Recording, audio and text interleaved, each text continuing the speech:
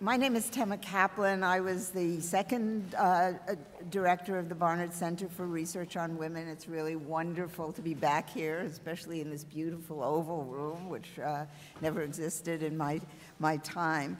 And we're really lucky today to have four activist intellectuals, real scholars and feminists, whose work on transnational women's movements is really part of their lives as well as part of their studies, as this work is part of your lives as well as your studies if you study them. I'm going to introduce all four people at once, and then they'll make short presentations. And we do want to have as much exchange with all of you as possible. And many of you belong to different local and international and locally international organizations. And we're going to try to explore and maybe even push forward some ideas about organizing, about what's successful, what isn't successful, what's working, what isn't working, what are our disappointments, what are our achievements. So I'll begin with Ximena García Bustamante, who's a PhD student in political science at the Graduate Center at CUNY and got her master's degree in political science at the New School. And she recently helped organize a major international conference on femicide in Central America, one of the outrages of our time. In Mexico, which is her home country, she coordinated a pioneer gender awareness program for marginalized youth and was one of the founders of the Youth Network on Sexual and Reproductive Rights. And she's frequently written for feminist literary and magazines and newspapers. And she's presently investigating counterinsurgency politics in Latin America. Our second speaker is Ariella Rotramel, who is a full-fledged PhD as of this August. So,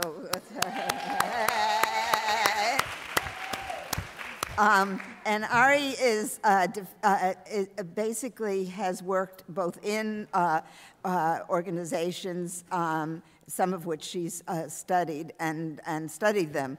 Her dissertation was in Women and Gender Studies at Rutgers University. And her research explores contemporary women-led community organizing efforts around housing, environment, domestic workers.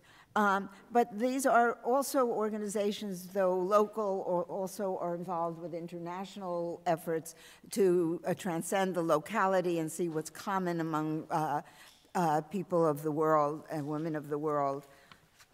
Anahi Russo has done really innovative work mapping the development of queer space in Mexico City. She's a PhD candidate in Women and Gender Studies at Rutgers University, and her research currently focuses on gender and sexuality, nationalism, and queer theory in Latin America and abroad. And she's an extraordinarily courageous person in terms of what she's willing to study and what she's willing to see in what she studies.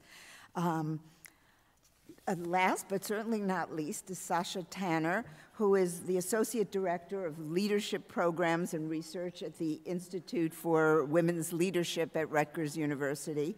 Sasha is a PhD candidate in Global Affairs at the Division of Global Affairs at Rutgers Newark, where she completed her master's degree in Global Affairs. Her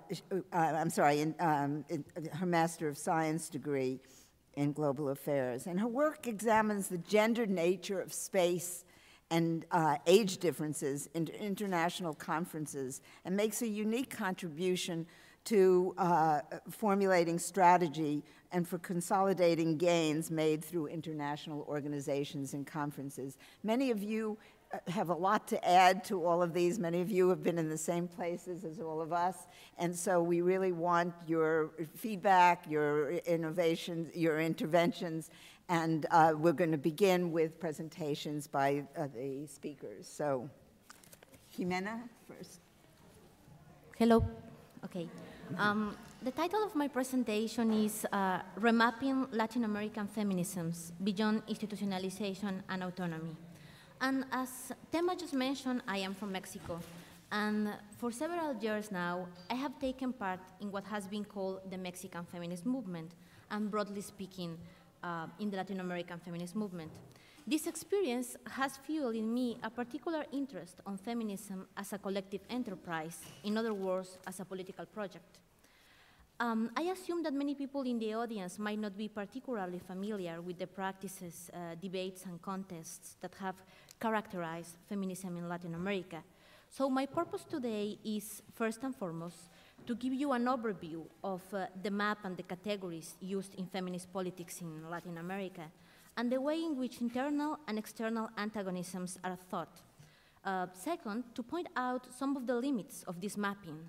And third, to open the discussion on how these categories and frameworks could be reinvented. Of course, feminism in each of the countries of Latin America has had different trajectories. Despite the difference between them, there has been for a long time a discourse about the existence of a Latin American feminist movement, which has aimed to articulate a regional feminist politics. This Latin American feminist movement has come into being through different spaces, most saliently through the Encuentros Feministas Latinoamericanos y del Caribe, held every 3 years since 1988. These encuentros are basically regional meetings where feminists from all over Latin America come together in a different location each time and debate about the challenges of Latin American feminism and share experiences. Latin American feminists have paid particular attention to the need to build a political vocabulary of their own in order to assess the particular history of the region and the challenges that feminism as a political force has to face. Although categories such as equality, feminism versus difference feminism have been used in different moments to demarcate political differences, they have always remained ill-suited to account for the history and antagonisms as they are experienced in Latin American feminist politics. The main discourse that is used today to define, on the one hand, the process of economic and political change that Latin America has experienced in the last years and its consequences for social movements, and on the other, to draw political boundaries within feminist politics, is that of institutionalization versus autonomy. In this presentation, I will give some glimpses of the history of this grid and the kind of political space it assumes. Through examples drawn from the last Encuentro Feminista held in Mexico City in 2009, I will argue that although this grid has helped to identify and define some of the perils that Latin American feminism faces today, it has limited the possibilities of feminists to understand these perils and to imagine viable strategies for collective action. Latin American feminism has a long history, but I would like to focus on what happened from the 70s onwards. In those years, contemporary feminism in Latin America as such begins to take form.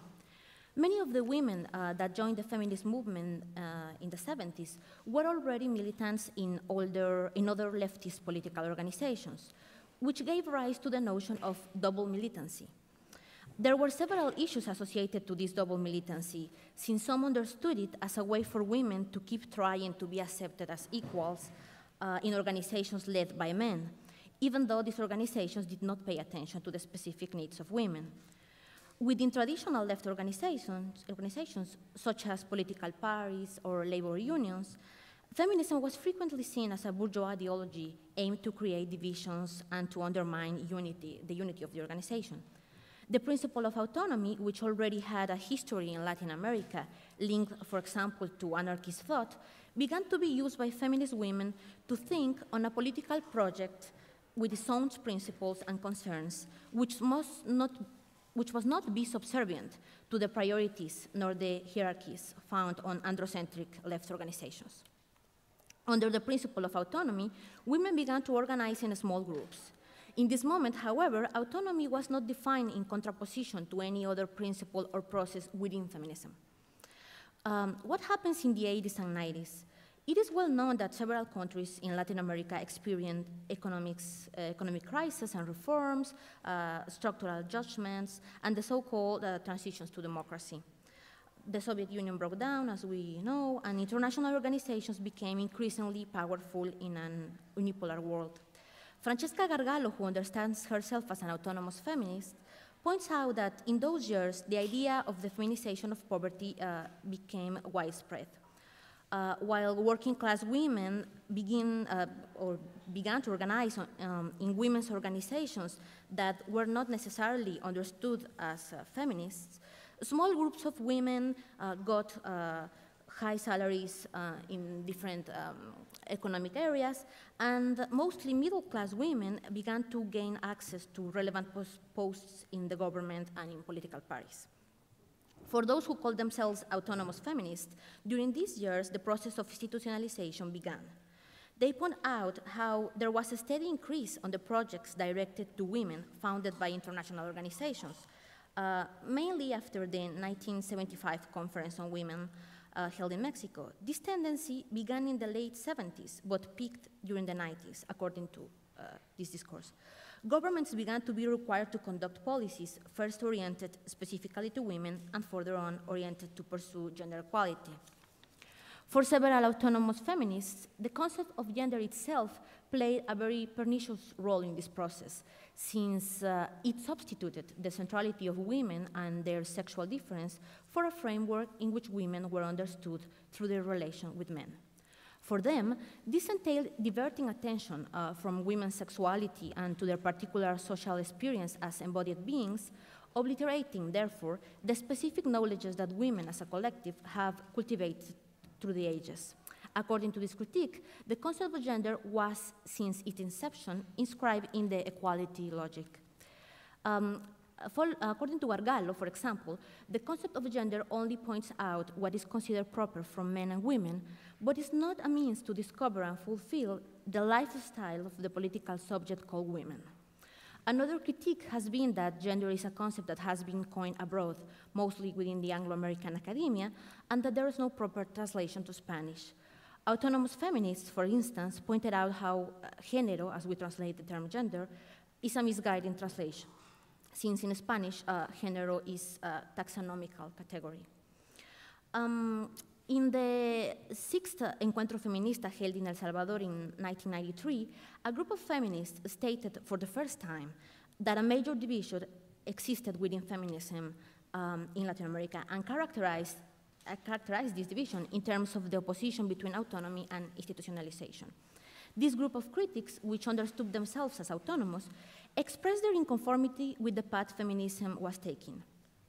They pointed out the dominance of the logic of equality, according to which progress should be measured, for instance, according to how many women managed to get high positions within governments or political parties. They perceived the dominant tendency within feminism, within feminist politics as one that did not dare to question electoral democracy, nor to stand against the economic system of exploitation they identified as capitalism. All of these were categorized as instances of the permanence of patriarchy, and hence a crucial arena for feminist political action neglected by institutionalization. So all these processes were understood by so-called autonomous feminists as being a result of patriarchy.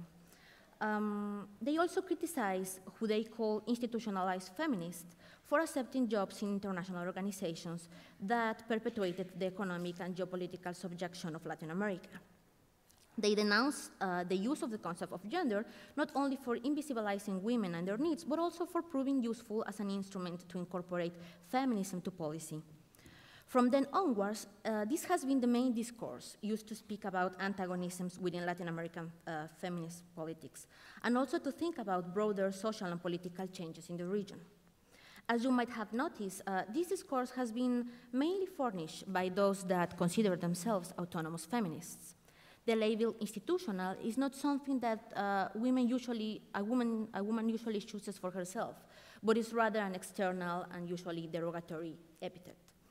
There are many women that think that feminist politics should be oriented at producing changes in legislation and understand their politics as a quest for rights. Thus, they think about the state and international funding agencies and main interlocutors and sometimes allies.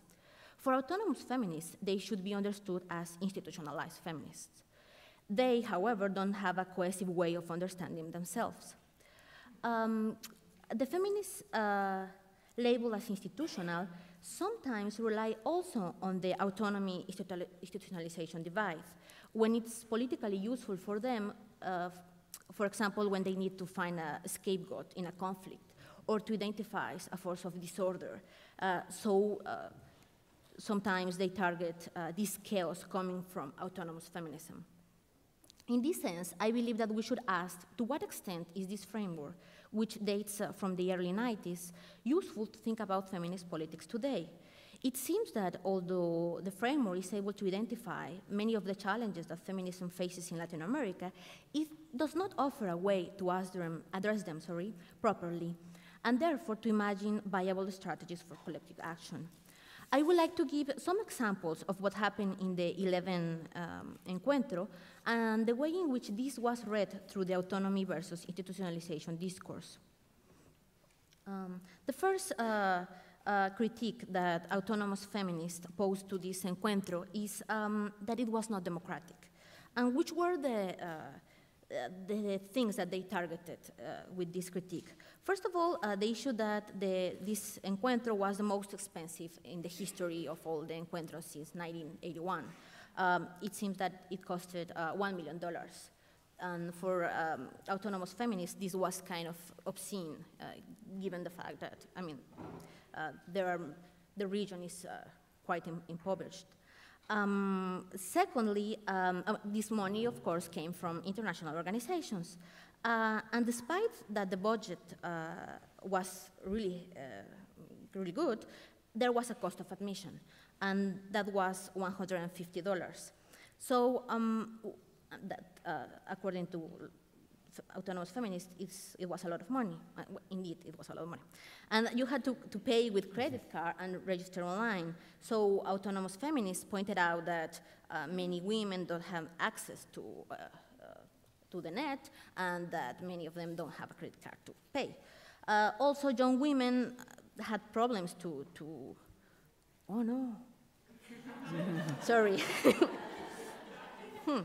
So this requires kind of a summary. You can just talk it if you want. Just okay. Explain it to people. So this critique of democracy, the problem with this critique is that it assumes that any encuentro was ever a space that could be understood as democratic, but this has not been the fact indeed.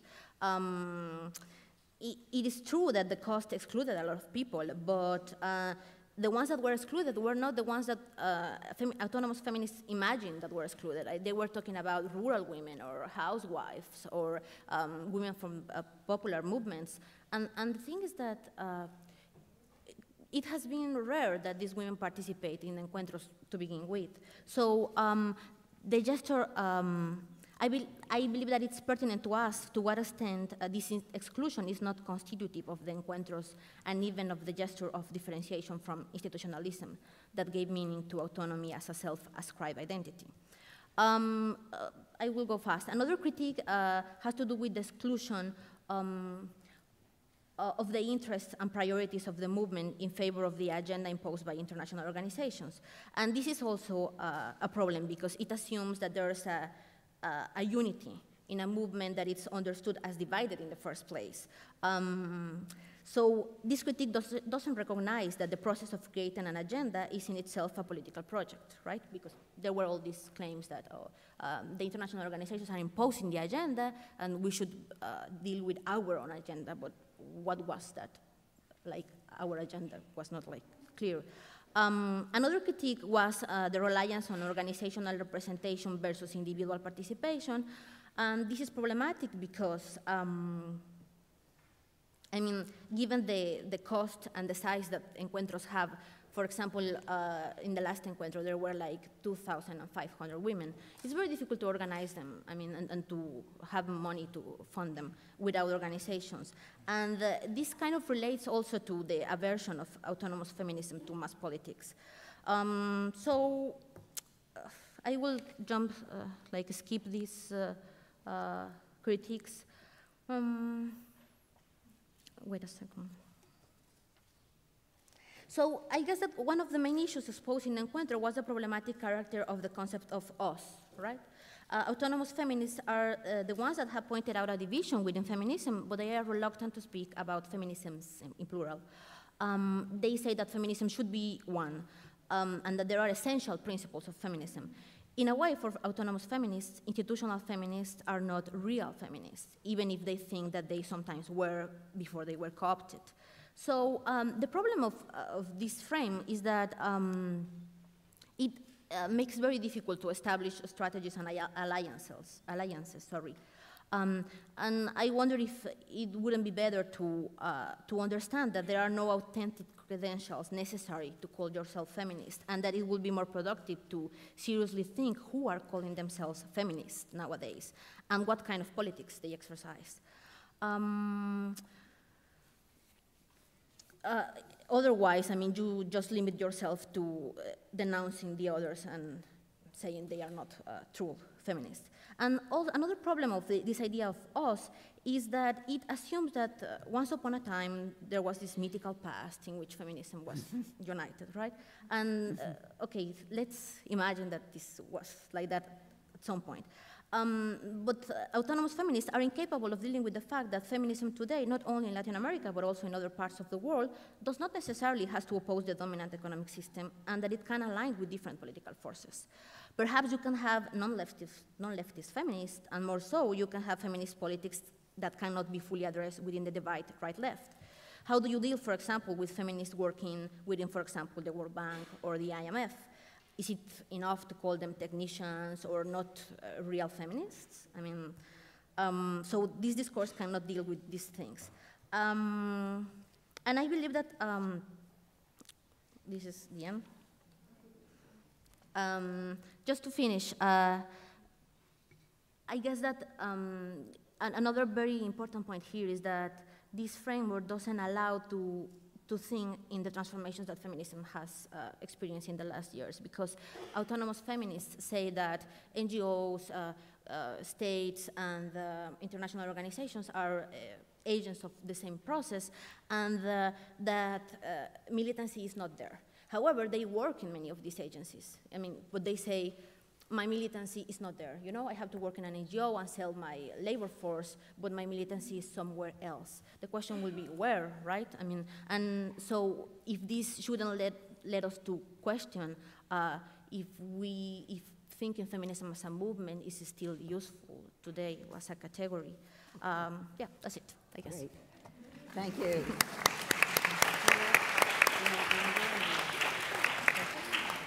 Everybody has a great deal to say, and hopefully we can pull it all together and see what we need to do collectively in a few minutes, and everybody will have a chance to talk again. Ari? Yeah.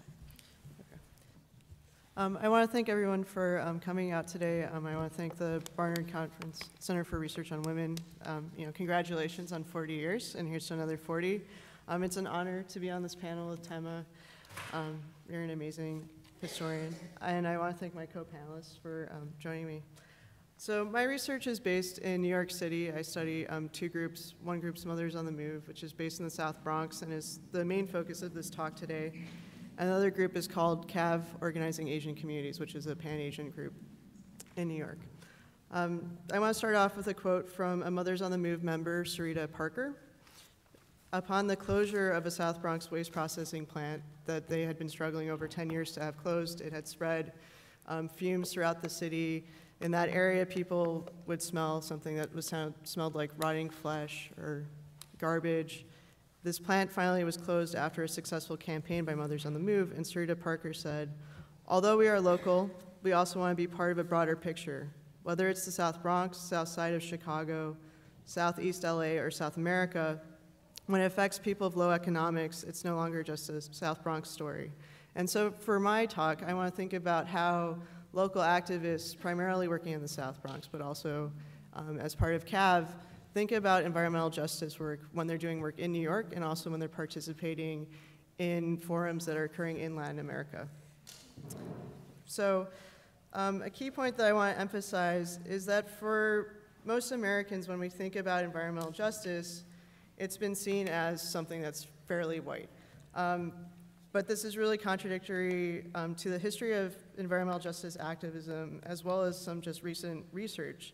A recent poll in California demonstrated that both Asian Americans and Latino voters are aware of such issues, are more concerned about environmental justice than their white counterparts. And the reporting on this study, actually a lot of people found it surprising, and it was based on this assumption that whites care more about the environment, an idea that's predicated on the fact that most mainstream groups have historically focused on donations from whites, as well as emphasize a legislative approach to carrying out environmental justice. A more productive approach to environmentalism that I'm going to try to be bringing out today has been proposed by Laura Polito. She argues for the study of subaltern environmentalism that is embedded in material and power struggles, as well as questions of identity and quality of life. This contrasts with the wilderness-oriented or green consumerist approach, which of course we see like in our plastic bottles, you know, they're smaller so they're better, so we can buy them, it's okay. And so we're really thinking about an approach to environmentalism that's thinking about power, right, and the issues that people in areas such as the South Bronx face. Her approach also just does highlight the fact that women of color and working class women compose approximately 90% of the active membership of grassroots environmental organizations, right? So, you know, the sort of mainstream ideas about environmentalism are very different from what we see on the ground. And for the issues that I'm looking at, it should be clear why. In the South Bronx, as well as nationally, blacks and Puerto Ricans experience higher rates of both asthma-related hospitalizations and deaths when compared to their white counterparts. So the statistic might be something that people are like, oh, so this is telling us about racism and healthcare and inequality. But when you're looking at an issue like asthma, you have to think about poor air quality in the neighborhoods people live in. There's been more research conducted this year. The 2011 CDC report, the first health disparities and inequalities report that actually addressed race, found that not only do we have these disparities around health for blacks, but also that Puerto Ricans have the highest asthma rates and mortality of any group in the country. So when I'm looking at the South Bronx and we're thinking about that, right, the South Bronx is mostly Puerto Rican and black. Another finding that there hasn't been enough research on, and it sort of needs to be developed, I think, much further, is that across the 3 federal poverty levels, the prevalence of asthma by race and ethnicity was different than when they actually look at race and ethnicity and class, right? So it's one thing to study asthma rates and look at race and ethnicity, but they found, for example, when you look at Puerto Ricans, when they are poor or near poor, they have 10% or 5% higher rates of asthma. And something that was also equally confounding was that whites and blacks tend to have similar rates of asthma at lower income levels. So we need to start thinking more complexly about race and class. So for me, it was one thing to look at the CDC to really think about what does asthma look like today, but the report already told us what people in the South Bronx know, that race and class matter when it comes to asthma. Within New York, Bronx County has the highest age-adjusted mortality rate due to asthma, 35.2 per million. The high asthma rates are compounded by its having one of the smallest green space to person ratios in New York City. Although the Hunts Point area of the South Bronx has approximately 6 miles of waterfront, it only has 200 feet of legal access to the 3 bodies of water that surround it. Yeah. And it has less than half an acre of parkland per 1,000 people, whereas the National Park Service recommends that we have 6 acres per 1,000 people. So half an acre versus 6 acres.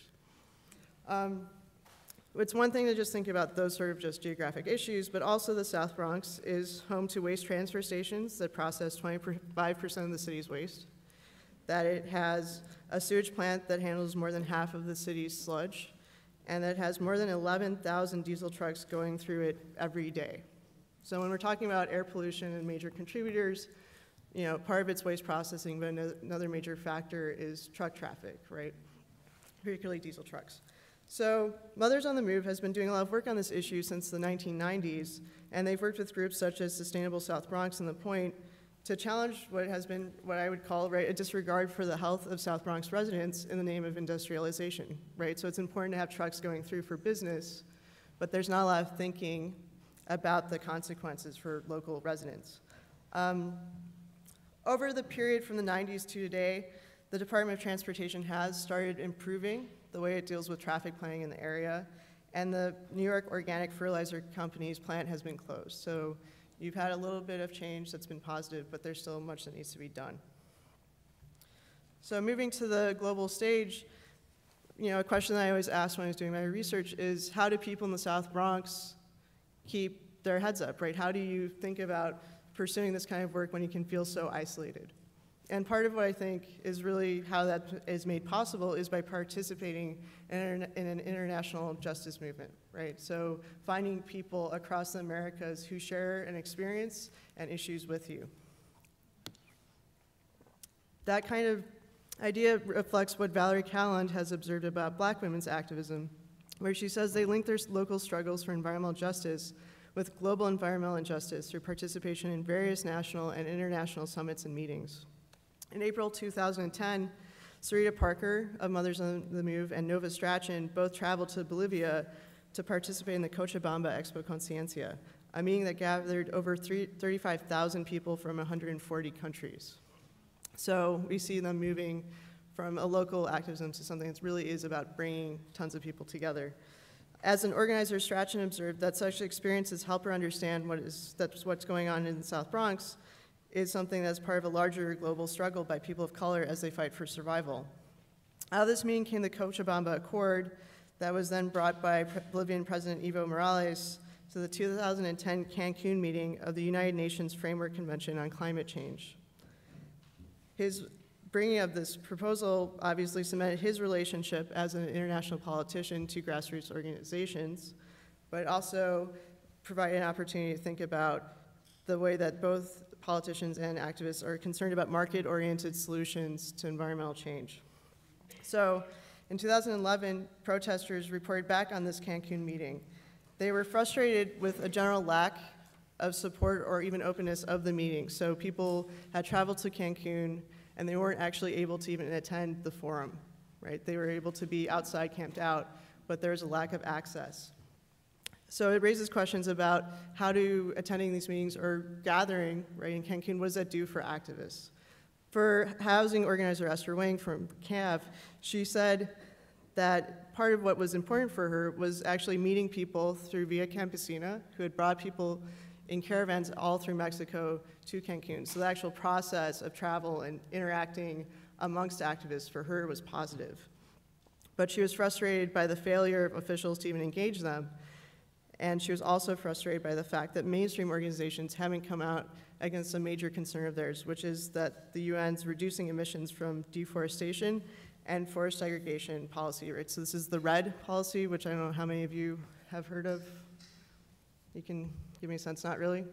So this RED policy is an idea where we'll have sort of traits. The idea that a corporation can log in a certain area, and as long as it has a sort of equal swap of land, it'll be fine. So I cut down trees in one area, as long as I plant trees someplace else, it's okay.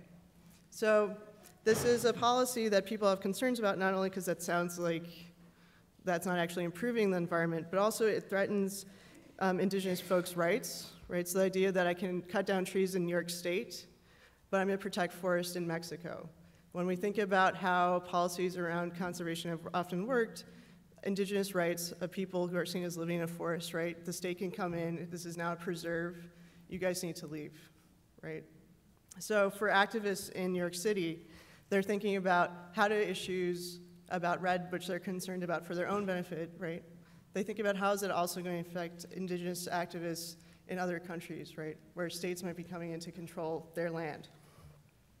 So the question I kind of have about these forums is how can local activists, use an international movement to get inspiration, right? How can they use tactics that have come out of Latin America, like community visioning, to do their local work? but also what are the continuing frustrations they have working within systems that do privilege, right, the appropriate representatives. I think the questions around the encuentro and access are the same questions I'm asking in terms of what the future is to sort of negotiate with, global giants, right? If we want the UN support, right, we want the IMF to make change, how do local groups who don't have access, how can they work with maybe institutionalized feminists to make change, right? I think those are questions that need to be asked.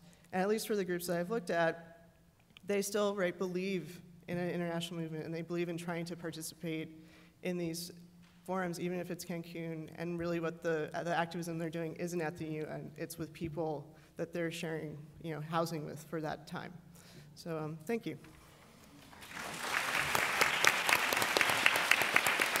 Okay, so thank you very much for having us here. And what I'm going to present today is related to my work that is on intimacy in lesbian communities in Mexico City over 3 generations of women, so from the 1960s until 2010, based on ethnographic research. However, the piece that I'm presenting today is one of the 40 questions that I asked in the questionnaire that I used like in Mexico City in 2009, 2010. But it's also part of a growing discussion that is taking place in lesbian communities across Latin America.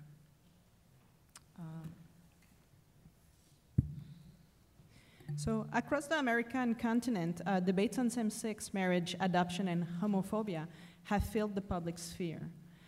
In 2009, Mexico City became the first place in Latin America to legalize same-sex marriage. A few months later, same-sex marriage became legal in Argentina. So how are individuals participating in queer communities across Latin America reconfiguring their views on intimacy, so love, friendship, sexuality, for example, in the midst of these changes which relate to sexual citizenship? So in this paper, I examine the case of the emergence of polyamorous lesbian Latin American collectives precisely at a moment in which a conversation on the forms of intimacy that should be legitimated are developing in the public sphere. While conversations on same-sex marriage were largely organized around the themes of reproduction and the family in situations such as the review of the constitutionality of same-sex marriage at the Supreme Court in Mexico, I suggest that through the strategic articulation of embodied practices, polyamorous collectives attempt offering alternative imaginaries on love, eroticism, relationships, and overall the social organization of Latin American societies. This paper is based on the incipient examination of the transnational anthology entitled Desobedientes. So the full translation of the title would be Disobedient Experiences and Reflections on Polyamory, Open Relationships, and Casual Sex between Latin American Lesbians, edited by Mogrovejo, Pesha, Espinosa, and Robledo, and published in 2009. I also consider some insights gathered during ethnographic fieldwork in Mexico City in 2009 and 2010.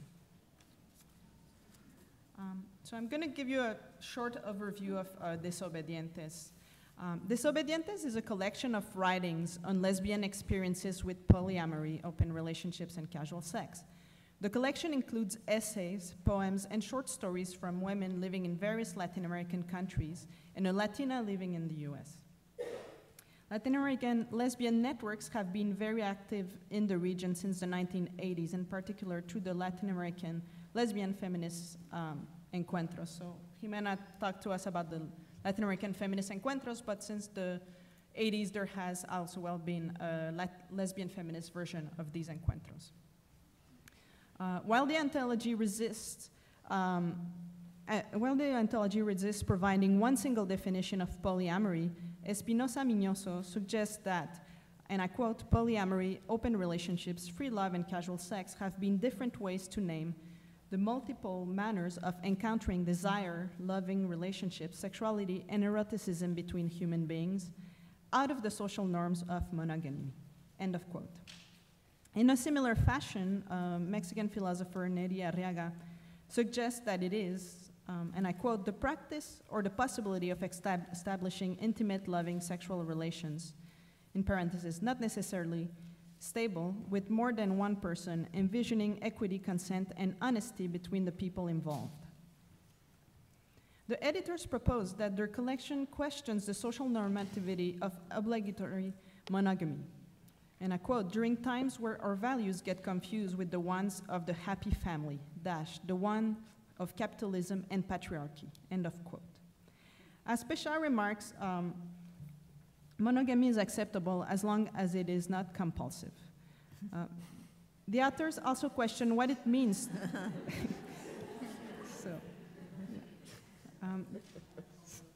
So the authors also questions what it means to open themselves to polyamory as women in societies in which the ideals on sexuality prescribe in their most traditional expression reproductive sexuality to women.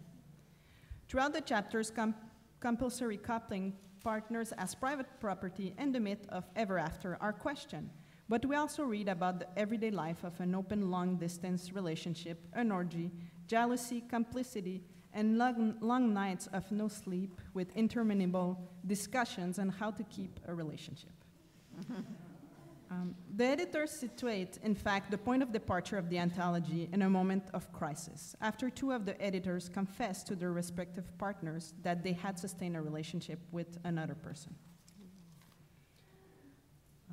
In Desobedientes, so I'm going to now situate a little bit more Desobedientes with some discussions that are taking place across the Americas. So in Desobedientes, philosopher Neri Arriaga tells us that in situations where love is manifested through legislative channels, there is no place for spontaneity or shared agreements and pleasures. So that was a quote.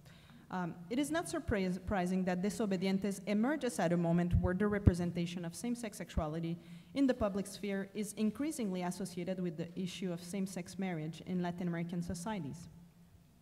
As sociologist De La Dehesa points out in his study on the Brazilian and Mexican LGBT movements, it is in the late 1990s that we see an intensification of LGBT activism in the realms of legislation and policy in those countries. However, it is since approximately 2007 that most changes take place. For example, in Mexico, the Supreme Court of Justice recognized same-sex marriage as constitutionally valid in 2010, as approved by the local legislature of Mexico City. In Argentina, the Senate accepted the modifications to the Civil Code, which permits marriage between all genders. Colombia, Uruguay, and Paraguay have reinforced the debate around the possibility of having a law similar to Argentina's in their respective countries. And Bolivia and Ecuador incorporated in their constitutions protections in respect to discrimination based on sexual orientation and gender identity. And there are more examples than that. Those are only a few examples. Desobedientes must also be situated along the divide between the so-called autonomous and institutional feminists in Latin America, which Ximena just exposed. Autonomous feminists have been skeptical of the possibilities of transforming societies through the strategies of liberal feminism. Similarly, the involvement of the state in the legitimization of love and companionship through a legal contract that prescribes specific rules is regarded as highly suspicious. In the next section, I delineate how polyamory is presented in Desobedientes as a resistant strategy to compulsory monogamy, but overall as a productive strategy that offers alternative imaginaries on the social organization of affective relationships. So at the time of fieldwork in Mexico City in 2009-2010, discussions on polyamory were growing in lesbian spaces. In order to raise consciousness on this alternative mode of relating, activists put together collections of writings such as Desobedientes. Organizations such as Colectivo Poliamor presented workshops at lesbian and queer organizations, and some of my friends initiated discussions online through mediums such as Facebook. These strategies promoted reflection on an issue that had been at times demonized in lesbian communities, particularly in a context where discourses on double morality classifying women as good or bad according to their sexual behavior is present, and even growing through the increasing influence of the right. So at a time where same-sex committed relations were being legitimated by the state, polyamorous collectives brought to our attention the possibility of organizing intimacy differently. While some of the strategies were discursive, such as workshops, books, etc., the heart of the strategy resides in these alternatives embodied tactics/practices that are not always fully legitimated in the lesbian world or in larger society. It rests on a series of disorganized actions that signal a fissure in the normative tissue. Actions are in a large part unplanned as disobedientes as disobedience also emerges as a reflection on the apparent spontaneity and disorganization of desire. As Espinosa y Muñoz tells us, and I quote, "No human community has been able to completely get rid of the ghost of desire which resists regulation," end of quote. Disobedientes indirectly presents the strategy as an open question that has no single answer. In the words of Neri Arriaga, and I quote, "There only exist probabilities and alternatives," end of quote. Precisely, the strategy attacks the single root of compulsive coupling and reproduction while suggesting that there are as many answers as people on how to live effective relationships. The strategy is lived as a long-lasting experiment. For the most part, Disobedientes does not promise that polyamory will lead to a utopic world, which I find interesting. Nor does it suggest that the execution of its tactics is without difficulties. It's a strategy of hope and disenchantment at once. From the very beginning, in the introduction, Espinosa Miñoso states, and I quote, "It is true that the path is not full of roses. The path of open relationships is certainly not the easiest one, but the challenge is there for all of us. After all, the path of lesbianism has not been easy, and yet I have found satisfaction in it," end of quote. So in brief, polyamorous strategies might be characterized as practices lived in the flesh that attempt to attain undefined probabilities and alternatives that do not necessarily promise a better world, an experiment in the making that begs no answers. In this paper, I have situated the emergence of voices on lesbian polyamory in tension with the growing discussions on sexual citizenship and more specifically same-sex marriage across the Americas. I have suggested that through the strategic articulation of embodied practices, polyamorous collectives attempt offering alternative modes of relating.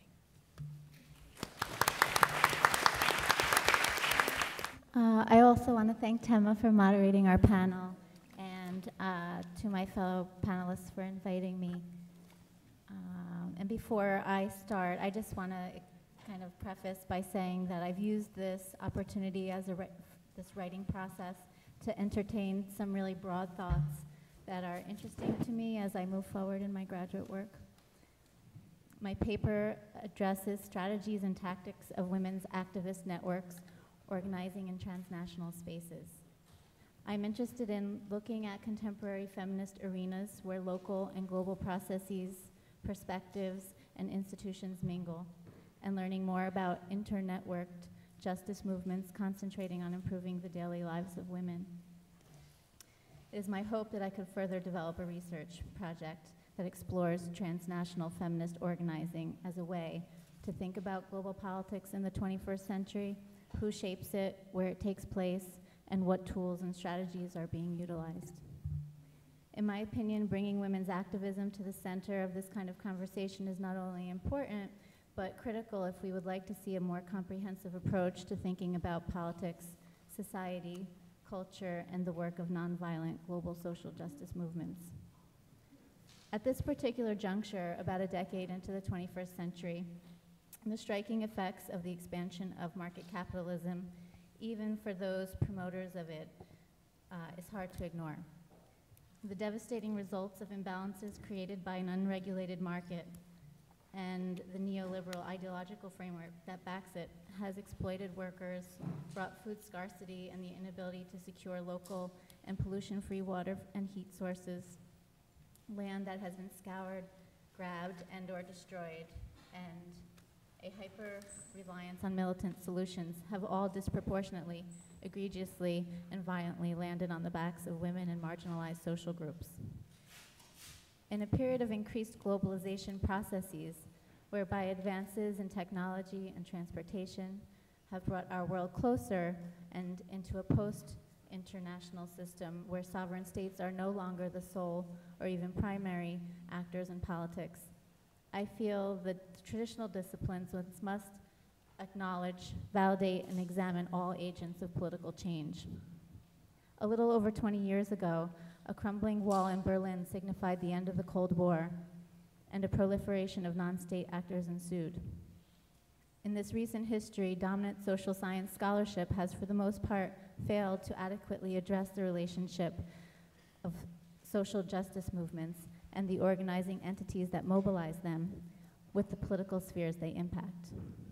In fact, the majority of the dominant literature does little to acknowledge women's activism and movements in the shaping and design of agendas that offer alternatives to our current dominant globalization processes that seek to change the current trajectory of what is referred to as the race to the bottom, where the most marginalized individuals are often the most exploited in the interest of profit gain. It is in this historical moment that I turn to the arenas in which transnational women's activists convene. In exploring sites where contemporary feminist activist networks coordinate, it is my hope to build on their brief examples illustrated here and to assert the argument that there is a usefulness of putting their work into focus. For this brief talk, I've chosen 3 conference sites and 1 theme or point from each that I have found helpful in my own understanding of what may offer in terms of strategies and tactics. My first example is the Association for Women's Rights and Development, or AWID, which is a transnational feminist membership organization committed to achieving gender equality, sustainable development, and women's human rights. AWID constituents are made up of researchers, students, activists, policymakers, and others seeking to, quote, strengthen the voice, impact, and influence of women's rights advocates, organizations, and movements to effectively advance the rights of women. With this aim, AWID has emphasized intergenerational movement building as a strategy that has led to the creation of different platforms for the exchange and support of young women. Their conferences take place every 3 to 4 years and brings women's rights leaders and activists together to strategize and network across themes that address women's rights. The 12th Forum, coming up this April of 2012, will focus on how economic power can be used to advance women's rights and justice, and is estimating 2,000 participants from around the world. A young feminist activism program that was informally evolving since 2001 to increase women's participation was institutionalized in 2007 in preparation for the South Africa Forum, taking place the following year. I believe AWID offers a model of activities and initiatives that help integrate and cultivate a young generation of activists into the broader social movements work. They have combined one of their strategic areas of interest, building feminist movements and organizations, with the concept of intergenerational relationship building to formulate new ideas and resources for reaching out and drawing in young women into the forum and in their own work. The AWID Forum has also provided a space for self-reflexiveness of organizations and individuals who want to deepen their relationship with women's movements. One Latin American attendee stated what was especially inspiring to her about the forum was to see that young women are integrating themselves into women's movements. She said, "We had discussions with them, and although we did not always reach an agreement, we felt that they are willing to listen to us." By getting to know young feminists at the forum, it occurred to us that we can also try to establish links with the new generations of the women's movements in Argentina in order to open a discussion and build something together on the basis of difference. The forum made us see that there is a revitalization taking place within feminism. So the idea of making concrete ways to achieve sustainability in collective action and organizing over time. Like AWID, the Women's World's Congress convenes every 3 years and is a feminist space meant to bring activists, academics, and policymakers together to connect and converse about women's rights and equality. Congress participants engaged in dialogue under the broad theme of inclusions, exclusions, and seclusions, living in a globalized world in Ottawa, Canada this past July. The Congress brought approximately 1,500 people from over 90 countries to engage in meaningful discussions across diverse networks. Like AWID, the Women's World Congresses have also made a concerted effort to integrate young women and their voices into the forum and to be mindfully inclusive of youth and young feminist work. However, the strategy that I would like to touch upon so briefly here is the one I found most successful and engaging as a participant in the Congress, and that was how their geographical context was utilized to draw on the wisdom, activism, and leadership of Aboriginal women. The notion that it is difficult to separate an experience from the spatial location in which it has transpired for me strongly resonates with this example. The Congress states in their principles and objectives, if the forum aspires to be a powerful celebration of voices and diversity, the perspectives, experiences, knowledge, culture, and territory of Indigenous people must be recognized and honored at all levels. To this end, they created an Aboriginal Women's Leadership Circle, which was a volunteer advisory body comprised of First Nations, Inuit, and Métis women. The circle contributed to the development of a comprehensive selection of both thematic and artistic Aboriginal programming. The Congress wanted to ensure that participants had many opportunities to connect with Indigenous women from Canada and around the world, and has taken extensive efforts to make certain, quote, their wisdom and approaches are meaningful and not a tokenistic part of this gathering. I think they were successful in achieving what they consider to be a primary objective in the Congress, that participants, quote, take away a deeper understanding of Aboriginal and Indigenous women, as well as a recognition of their immense knowledge and leadership as inspiration for a better world. My third and final example is the Feminist Dialogues, an autonomous global site of feminist activists carved out by women's networks primarily from the South, alongside the World Social Forum, an annual meeting of multitudes of civil society organizations, first held in Porto Alegre, Brazil, initiated by the Brazilian Workers' Party and a French organization in 2001, as a counter meeting to the World Economic Forum taking place in Davos, Switzerland at the same time. The Feminist Dialogues, unlike my other two examples, have had a smaller number of participants, a couple of hundred, but attached to a forum that has tens of thousands of individuals organizing against dominant market globalism. Although the forum has striven for the creation of a diverse plural space that encourages an exchange of ideas and agendas to counter neoliberalism, the demographics were initially and predominantly male and white. The sidelining of feminist voices in the conference led to small impromptu meetings of women's networks after the first forum, which eventually evolved into the creation of an alter space coined the Feminist Dialogues, a site for transnational feminist activist networks to organize the days preceding the larger forum in an effort to strengthen the feminist voices and agendas as they interact with each other, with the other social movements present at the forum. As the dialogues evolved, women's groups were expanding the use of the space not only to prepare and strengthen the articulation of strategies to include women's rights in the larger forum, but to build collaboration and solidarity between diverse women's movements and perspectives. So movement building within and across. The creation of the Feminist Dialogues can be seen as an innovative strategy to carve out a space for women's voices in organizing with existing dominant structures, and as a site for producing knowledge on gendered social justice activities. My concluding remarks lie with the foundational assertion that global activist networks are indeed important actors in global politics, and that feminist global social movements who address imbalances in patriarchal and capitalist contexts should be identified as potential models, partners, and significant phenomena worthy of research. Analyses that take into account the multiple identities of feminist activist networks and their interaction with one another on various micro, macro levels will help us move further away from the dominant viewpoints that see social, economic, political, and cultural trends as disparate processes. I believe that bringing a gendered awareness to social movement research is a way to evolve theories and knowledge about global politics.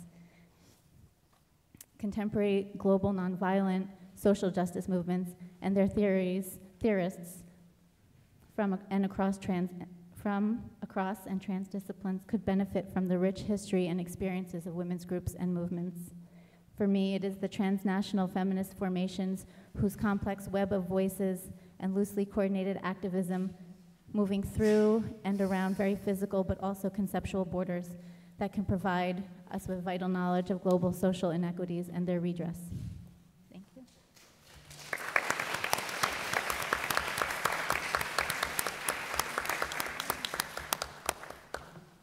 Thank you all. These were wonderful papers showing the diversity of women's organizations and feminist organizations and all over the world.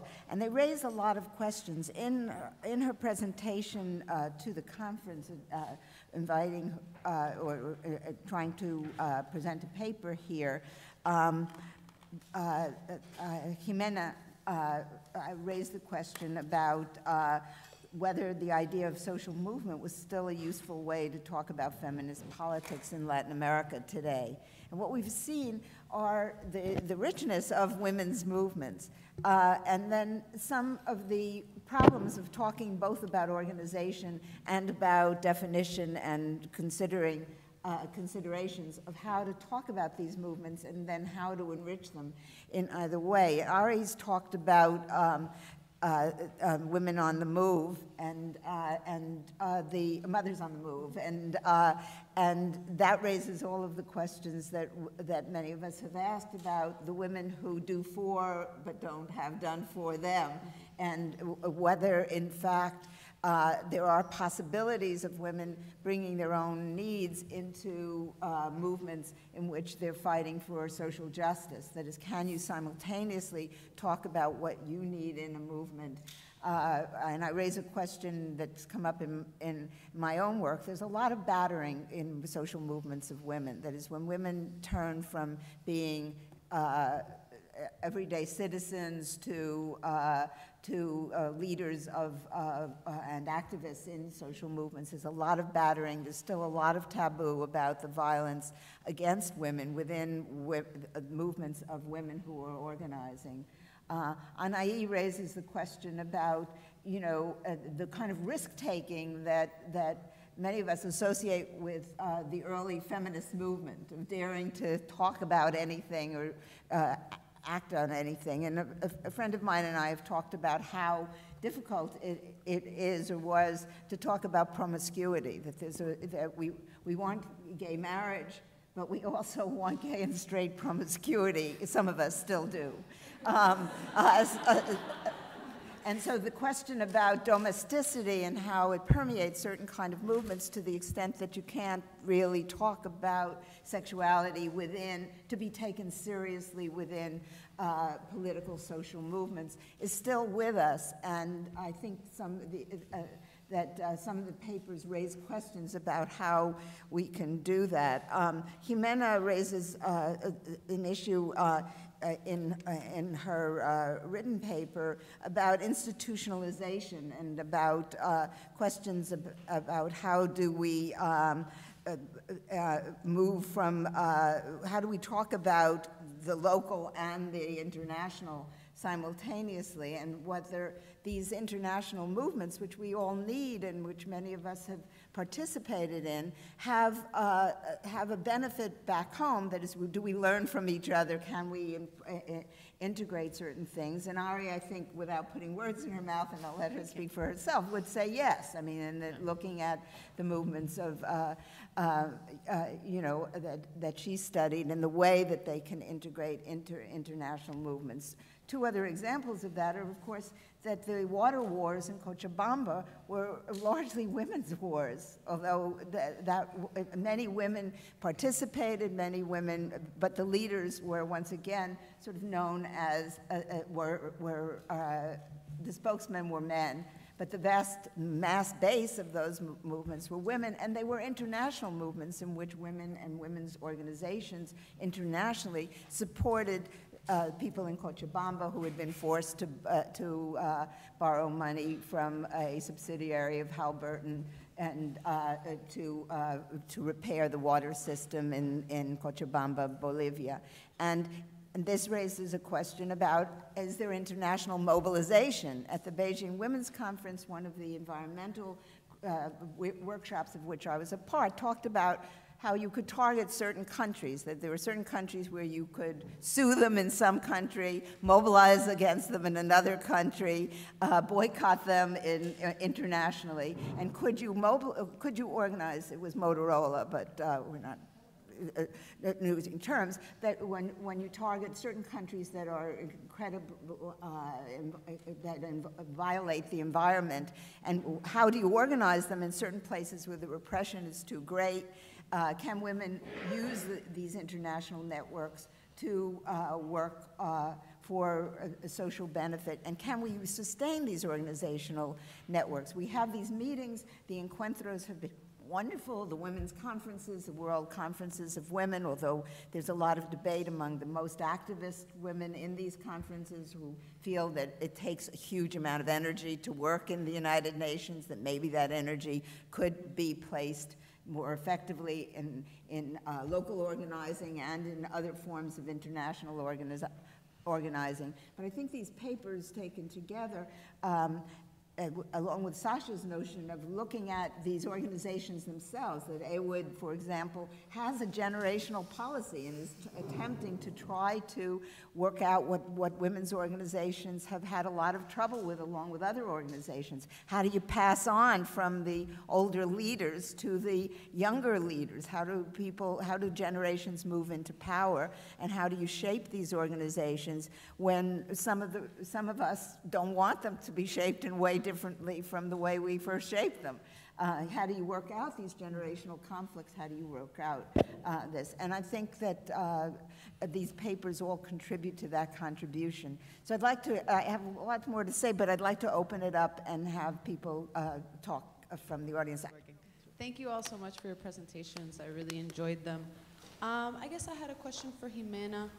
It strikes me that in when we're having, or in the conversations about the debate between the institucionales and the autónomas, that oftentimes some of that critique is actually coming out of the institucionales. So similar to the dynamic that we saw with the book, The Revolution Will Not Be Funded, where there was this very deep criticism of the NGO structure that was largely coming out of people who had worked within the NGO structure, that the critique, I guess I'm saying this because I went to Ecuador this summer and met with the former head of the Ministry of, Women's Issues, and she was basically saying how glad she was to see more autonomous movements forming. And so it made me think, well, if there's anybody more institutional than her, it's hard to think of it, right? So she had a very autónoma kind of critique that she was saying that she really supported. And so it just kind of, that was one, I guess that's a comment that I would like to hear your thoughts on, about kind of, certainly there are questions of economic exclusion that are very clear in the critique made by autónomas about can poor women access these events or those kinds of things.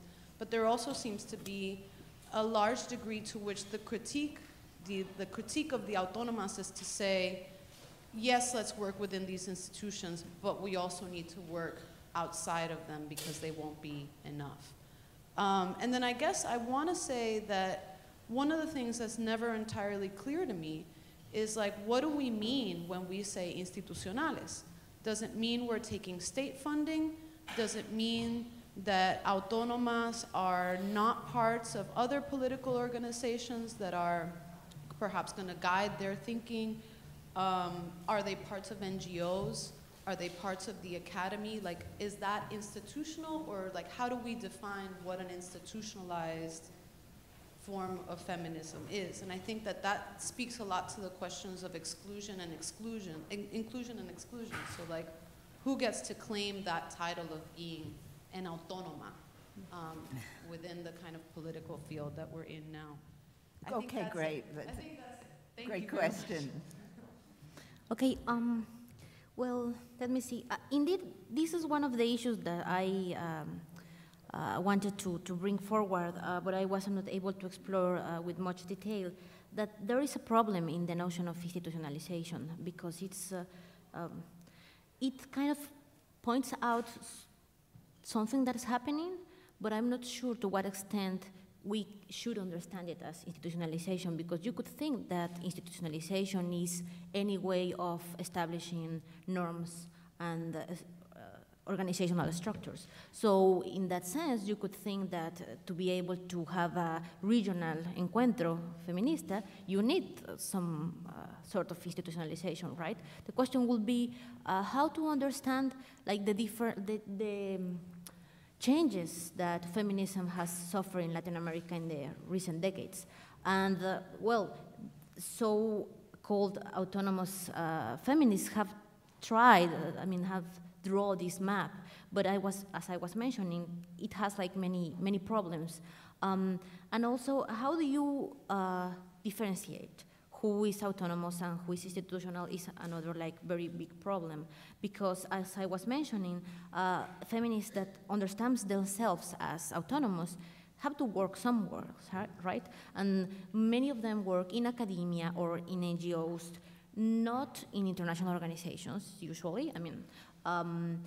But as I was mentioning, they understand this as something that you need to do to survive, right? That you are selling your working force, but that the militancy is not there.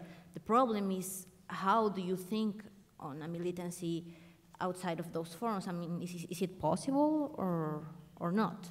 And how that could look like? Because it seems that the idea is groups, like small groups that don't need to be linked to any kind of broader structure, but does that, is that possible today? And what kind of political action you can do with those forms of organization? And, well, I guess that would be it. Other questions or comments? Yeah. Thank you. Thank you for the panel. Anahi, a question. Would you please comment on the notion of sexual democracy? You were at our program in Mexico, when Eric Fazan was there, this very good friend of Judith Butler, who is talking about both are talking about sexual democracy, and apparently the battle and the struggle and the tension for citizenship is organized around sexuality now. The big battles for citizenship are structured around desire, around polyamor, and around promiscuity, which is a word of our generation, but now it's polyamor, it's much better. And could you comment on citizenship, please, on citizenship and sexuality? And also another thing, what is the difference of sexuality and polyamor and all this risking in Mexico City of doing these very dangerous and practices related to desire? What is the difference in between being polyamor in New York or being polyamor in DF? No? You were commenting also on that. And for Ximena, you decided, and I think it's accurate, to pull the tension in between autonomous and institutionales. There are a lot of tensions in between feminist movements. And I would like you to comment on building tensions in the following way. For example, as using gender as an analytical category, or using gender as gender mainstreaming or gender mainstreaming, I call it always gender mainstreaming, or building it around equity, all these very politically correct issues. No? There are women that are always inside the institution, but there are also women that are using los filos críticos in a very critical and radical way and are transforming things. So if you could move on of that autonomy and institutional, what would you say? Okay. Keep it close. Yes. Okay. So,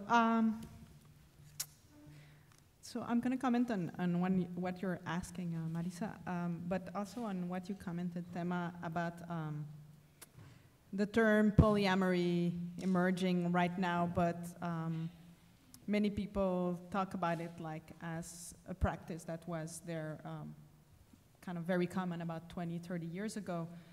In fact, when I did interviews in Mexico City with women who participate in queer spaces, one of the people that I talked with, who was in her late 50s, told me that, like, oh, when I was younger, like, we actually had these polyamorous practices, but we didn't necessarily call it polyamory. There were like practices that were going on.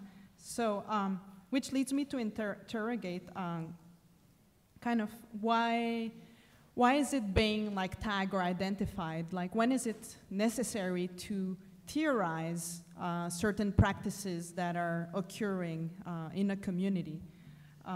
So when do we go to theory? When do we analyze the situations that we're in? And that brings me to think about the differences, like what's particular about this discussion that is occurring on polyamory in Latin America. As I discussed, like, I think that it's like the authors situate like the beginning of their book as a crisis that they were living in their personal lives. Like, two of the authors discuss how they confessed to their respective partners, that they were like in another relationship. But I think if we look at the larger framework, it is not surprising that such a discussion is happening today when there is a shift in the ways of talking about sexual citizenship today in Latin America.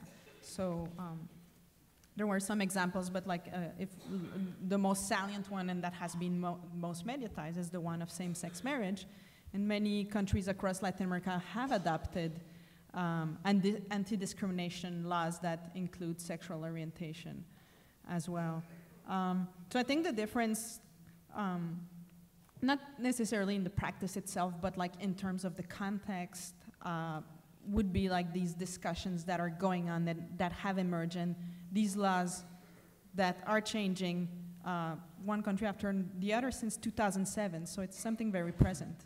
And I know that it's also happening if you think about the context of the US here, but it's a, as far as I know, I mean, I know there's some writing on polyamory, but I'm not aware like of a certain movement that has emerged like in this context, kind of reflecting on polyamorous experiences, like specifically as lesbian polyamory. Like I'm not saying there's no writing at all, but I don't see a movement or networks like invested in that discussion as I encountered in Latin America in 2009, 2010. So. Marisa, thank you for the question. I guess that part of the purpose of the paper was precisely pointing out how this framework, institutionales autonomas, is unable to grasp the complexity of the political differences in Latin American feminism. And I just try to give some examples of why the framework is like fairly limited. And I guess that the issue of the notion of gender is, as you pointed out, a way of approaching this discussion, because you can see that there is a process going on, right? I mean, you can see that areas of gender are created in several institutions, in the government and international organizations. And the problem is perhaps to think that all these manifestations are part of the same thing, right? Because the problem with autonomous feminists is that they kind of say the state, NGOs, international organizations, all this is the state logic expanding, right? So you have gender is being instrumentalized in a way. And it's true that it's being instrumentalized, but in different ways, right? And what about academia, for example, that is also thought as an institutional arena? I believe that gender has been useful, right, as analytical and also as a political category. And this framework is not able to kind of deal with this. Or about the issue of transgenders, that is something that I wanted to comment in my paper, but there was no time. In the Encuentro Feminista in Mexico, there was like a huge discussion about the inclusion of transgender in the encuentros, right? Because autonomous feminists said that they shouldn't be included because they had been born men, right? And even though they had like a problem with that identity, their body was different. And it was kind of surprising to see this because in the encuentro there were like 2,500 people. And out of that 2,000, only like 10 were transgenders. And despite of that, the discussion about their presence there took like all the stage, you know? I mean, we had like feminists being persecuted in Nicaragua. We had like this backlash against sexual rights. We had like femicides all over the continent, and the discussion was, should these 10 people be here, right?